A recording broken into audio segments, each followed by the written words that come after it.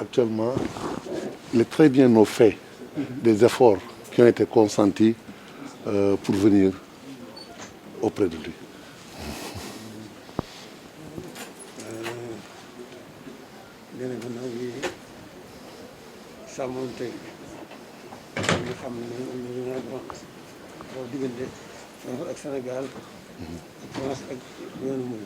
Il est très préoccupé par les relations qui remontent de très longtemps entre la France et le Sénégal d'une part, mais aussi entre la France et le mouridisme.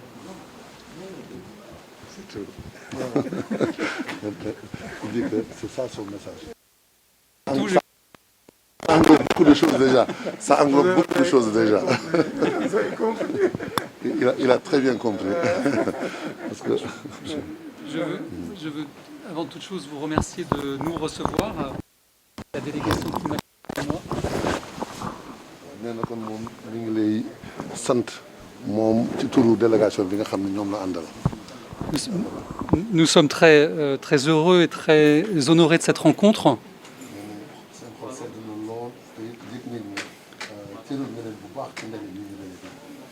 Et je voulais vous dire avant toute chose le respect que nous portons à votre personne et à la fonction qui est la vôtre.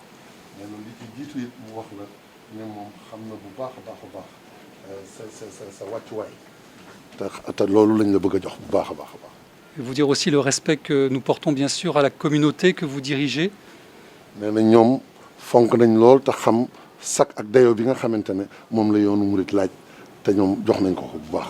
Et à la place très importante qu'elle tient dans ce pays et dans la société sénégalaise.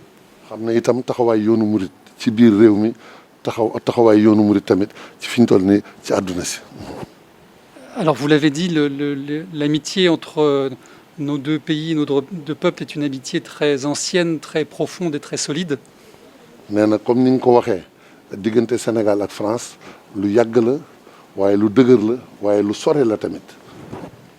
Cette amitié, elle est fondée sur une histoire partagée, avec ses ombres et ses lumières, sur des valeurs communes, et peut-être surtout sur les liens personnels et familiaux qui unissent nos deux peuples.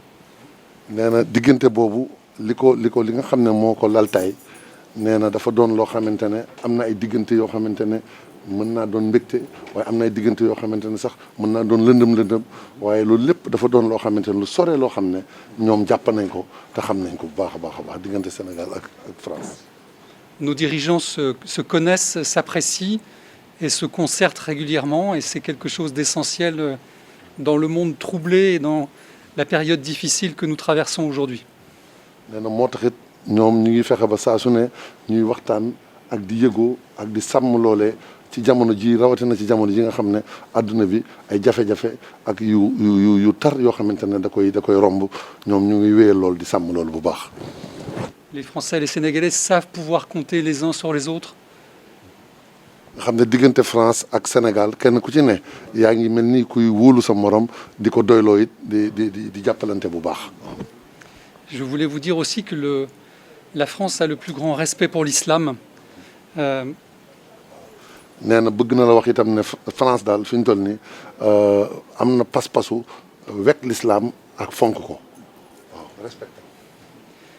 C'est une religion avec laquelle mon pays a des relations très anciennes. nee na ndax dafay diine joo xamante ne France am na diggante boo xamante ne bu yàgg la boo xamante ne seq na kook l'islam. Témoigne de l'intérêt que nous portons à cette religion et de l'importance qu'elle a pour nous. Par exemple, l'existence d'une chaire au Collège de France sur l'histoire de l'islam et sur l'histoire du Coran. nee na xam gu ñu xam loolu moo tax sax ñu jël ay matuwaay boo xamante ne am na benn barab boo xamante ne dañ koo fàggu foofu ca France te dara taxu koo jóg lu dul di gëstu li nga xam ne dafa jëm ci cosaanal l'islam. De même, ce très beau département des arts de l'islam au musée du Louvre, ou la très belle exposition qui avait eu lieu à l'Institut du monde arabe sur les trésors de l'islam en Afrique. nee na tamit institut bu mag bi nga xam ne moom la ñuy wax institut Louvre am na fa benn département boo xam ne bànqaas boo xamante ne l'islam rek moo ko tax a jóg moom lañ ko jagleel ak tamit ba tey jii li nga xam ne muy gëstu wàllu l'islam soxal na leen ba tax institut bi nga xam ne moom mooy institut du monde arabe moom tamit ñoom dañ cey def lu ne di ca sonn ngir xam l'islam. Pour le dire autrement, l'islam a toute sa place en France. C'est la deuxième religion en France. On n'a pas de statistiques religieuses en France, mais on estime que la communauté des fidèles musulmans représente près de 6 millions de personnes.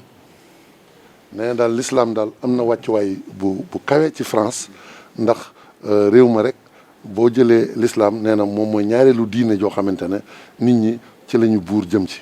amaguñu nag nee na ay lim yu leen wóor ne nii la ñu toll sax waaye nag fi ñu toll ni xam nañ ne lu toll ci juróom-benn million doomu aadama yoo xamante ne ay jullit lañu ñoom leer na leen yoo xam ne teg nañ ci seen loxo ñoom xam nañ ko. Cette communauté fait partie de l'histoire et de l'identité de la République française. Et ils sont bien sûr membres à part entière de la communauté nationale.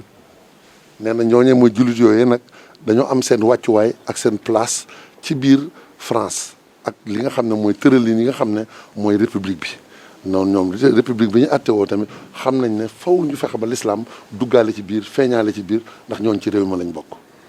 Nous n'avons pas d'autre objectif qu'ils puissent pratiquer librement, dignement, sereinement leur religion. nee na amuñu geneen jublu goo xamante ne day mel ni dañuy gàllankoor jullit yi ci ñu dund seen diine ci dal ak ci noo xamante ne na mu leen jubloo mu mel ni ku leen cay gàllankoor nee na loolu moom du seen pas-pas taxu leen jóg. Il y a ainsi 3000 lieux de culte musulman en France. nee na France fi ñu toll nii ñetti junni barab yoo xam ne ay taxawaay jàkk lañu taxaw ca jullit ñi di ca jaamu seen borom loolu am na foofee ca France.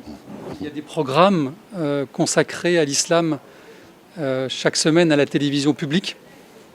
nee na am na tamit léegi ci seen télévision bi nga xam ne réew ma moo ko moom nee nañ am na ay programmes yoo xamante ne ayu bis bu ne l'islam dina ci am wàccuwaay di ca leeral loo xam ne dafa jëm ci diine ji. Il y a des aumôniers musulmans dans les hôpitaux, dans les prisons, dans les armées.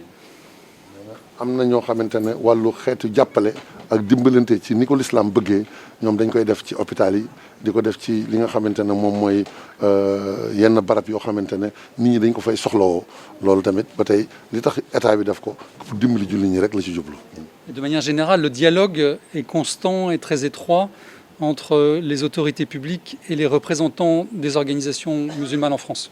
nee na daal réew ma daal fi ñu toll nii am na ay jéego yu mag yu ñu def yoo xamante ne diggante état bi ak ñi nga xam ne ñoo yor l'islam ji mooy association yeeg mbooloo yooyu nee na tey yi day saa su ne day gën di jëm kanam dañ koy gën di taxawu muy gën a jëm kanam. Je ne veux pas abuser de votre temps, mais je voulais vous dire une dernière chose. Vous dire à quel point nous respectons aussi le rôle que vous, personnellement, jouez et votre communauté dans la concorde nationale au Sénégal.